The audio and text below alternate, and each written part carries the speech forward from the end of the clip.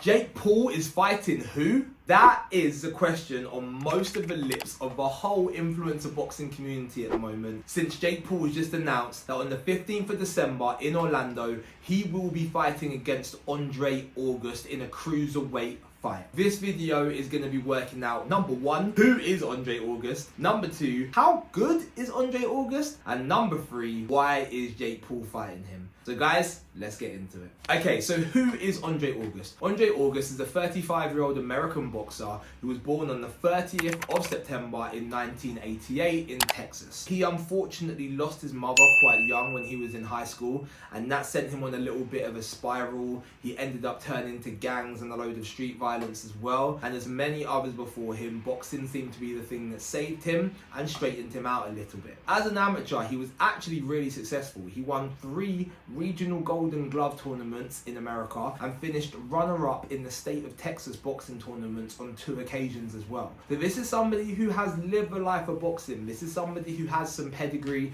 This is somebody who obviously takes it seriously. His record in boxing is 10 wins, 1 defeat and 1 draw. 7 of those wins coming by way of knockout, which again is very, very impressive. As things stand at the moment, he seems to have some fingers in some other pies too, as he's a life coach and he's also a boxing promoter, which is really interesting, and we'll come back to that later on down the line. But that is who Andre August is. He typically has actually campaigned as a professional at light heavyweight, which is 175 pounds, but against Jake they're going to be at cruiserweight, which I believe the limit will be 190 pounds unless they decide to make it a catchweight. But he's a little bit undersized and Jake Paul will be the bigger man. Which leads us on to point number 2. How good is Andre August? On the one hand, he has a very good amateur record, and that is something that cannot be sniffed at. It means that he's grown up around the sport of boxing and he knows what he's doing. He is experienced. If you look at his record as a professional, 10-1-1 again is super credible. You've got Jake at the moment, who I believe is currently at 7-1. This guy's got 7 knockouts, Jake has only got 4. So just looking at it on paper, it looks like this is going to be a really uphill battle for Jake, which is super necessary. And to be honest, I'm kind of proud of him for taking it, but not everything is as simple as that, which we will get into. From a stylistic perspective, in his last fight, as he was the shorter man, he was very much tucked up, going low, and quite awkward in his style.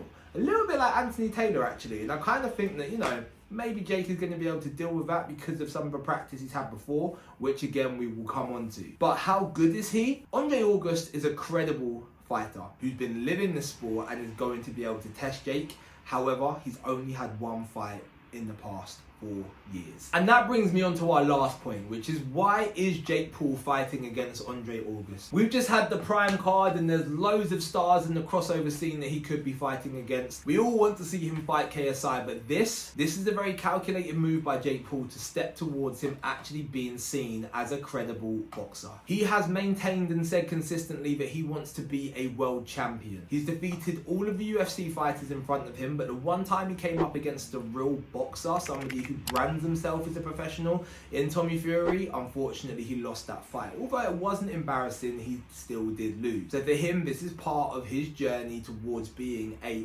real bona fide world champion. Why Andre August, you ask? As I said previously, Andre August is typically a 175 pounder. He's 5'10", the same height as me. By him fighting against Jake Paul, when he gets into that ring, he's going to be the smaller man, probably in weight, size, height, and reach. Jake is used to people being smaller than him and throwing unorthodox punches, even if they are stronger. Don't forget, he did a whole camp with Anthony Taylor, and that's how Anthony Taylor got into this world, in preparation for him to fight against Tyron Woodley. I believe Jake is probably looking at Andre August and thinking, okay, stylistically, I know that I can beat him. Over the past 4 years, we've seen Jake Paul dedicate his whole life to the sport of boxing and completely transform himself mentally and physically and skill set wise. 4 years is a long time to learn something, a long time to develop.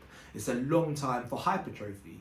But at the same time, 4 years is also a long time for atrophy as well. That's what Andre August would have been going through, because he's only fought once in the past 4 years. He actually fought the week after Jake had a fight against Nate Diaz. So he's been very, very inactive, and if you follow boxing, you know just how dangerous inactivity can be to a boxer. So I think, again, Jake's team are probably looking at it saying this is a guy who's on the way out, 35, over the hill, pretty much retired.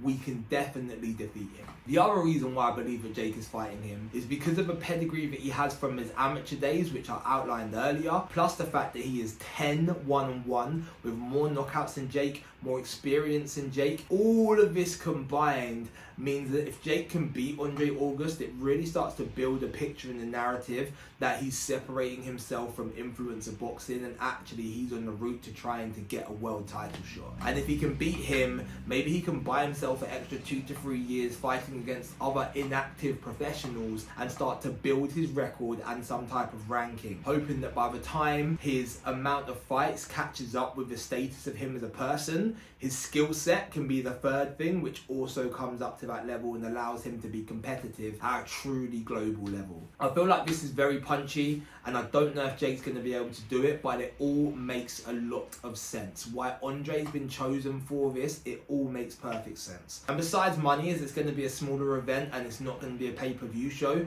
what does Andre have to gain? Again, as we discovered, Andre is actually now a boxing promoter too.